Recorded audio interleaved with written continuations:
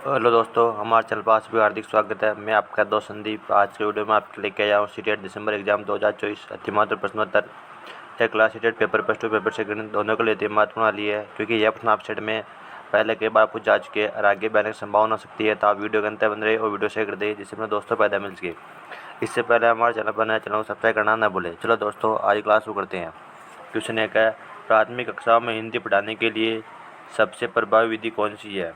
ए व्याख्यान विधि, बी रटने की विधि, सी संवादात्मक विधि या डी तानात्मक विधि।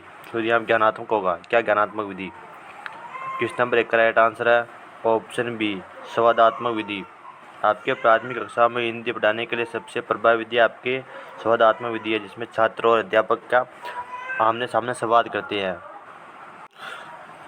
क्वेश्चन नंबर आपके यहाँ 2, हिंदी भाषा शिक्षा में मुख्य उद्देश्य क्या होना चाहिए? ए छात्रों को व्याकरण सिखाना, बी छात्रों को भाषा का सृजनात्मक उपयोग सिखाना, सी छात्रों को लंबे निबंध लिखने के लिए प्रेरित करना, या डी छात्रों को केवल पाठ्य पुस्तक तक सीमित रखना।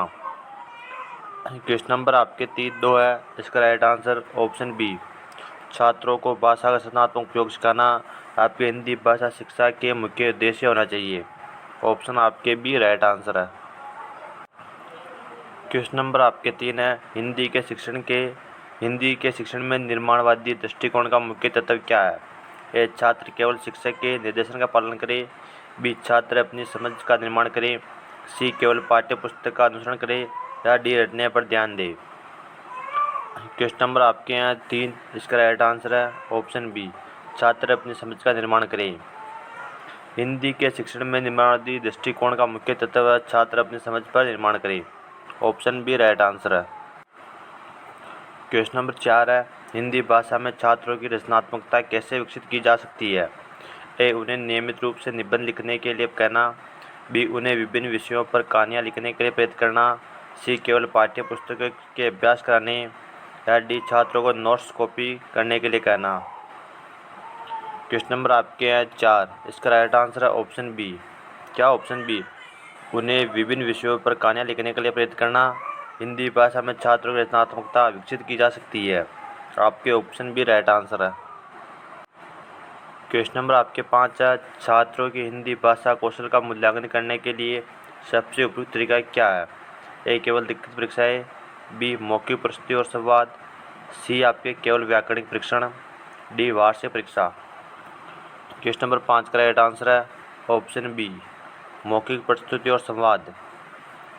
हिंदी छात्रों को हिंदी भाषा कौशल का मूल्यांकन करने के लिए सबसे उपयुक्त तरीका आपके है ये तो मौखिक प्रस्तुति और संवाद। ऑप्शन बी राइट आंसर है। क्वेश्चन नंबर 6, छात्रों को सुनने के कौशलों को विकसित करने के लिए कौन सी गतिविधि सबसे उपयुक्त है? ए वाक्य सुनाना, बी कहानियाँ सुनाना और फिर प्रश्न पूछना, सी व्याकरण अभ्यास कराना, या डी पाठ्य पुस्तक पढ़ाना। क्वेश्चन नंबर आपके यहाँ 6, इसका राइट आंसर है ऑप्शन बी कहानियाँ सुनाना और फिर प्रश्न पूछना।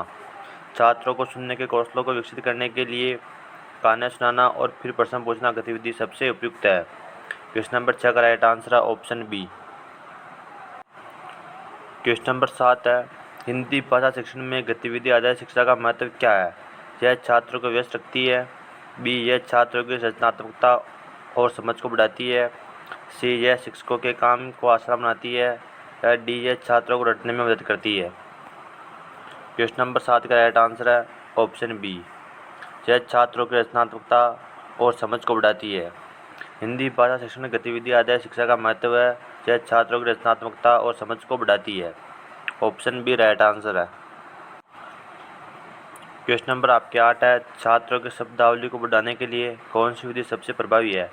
ए शब्दों की सूची याद रखना, बी शब्दों को खेलना और उन्हें वाक्यों में प्रयोग करना, सी शब्दकोश के शब्दों का अर्थ पढ़ाना, या डी छात्रों को नोट्स लिखाना। क्वेश्चन नंबर 8 का राइट आंसर है ऑप्शन बी शब्दों का खेलना और उन्हें वाक्यों में प्रयोग करना। छात्रों की शब्दावली को बढ़ाने के लिए शब्दों का खेलना और उन्हें वाक्यों में प्रयोग करना विधि सबसे प्रभावी है। ऑप्शन बी राइट आंसर है। क्वेश्चन नंबर 9 है, कहानी सुनाने की कला छात्रों के किस कौशल को विकसित करती है? ए सुनने और समझने की क्षमता, बी केवल लिखने की क्षमता, सी केवल पढ़ने की क्षमता, या डी केवल व्याकरण की समझ। क्वेश्चन नंबर 9 का राइट आंसर है ऑप्शन ए, सुनने और समझने की क्षमता। कहानी सुनाने की कला छात्रों में सुनने और समझने की कला कौशलों को विकसित करती है। ऑप्शन बी राइट आंसर है। क्वेश्चन नंबर 10 है, हिंदी भाषा में पढ़ाने की समझ को बढ़ाने के लिए सबसे उपयुक्त तकनीक कौन सी है? ए, छात्रों को पाठ पढ़ाने के लिए कहना और फिर उन पर प्रश्न पूछना।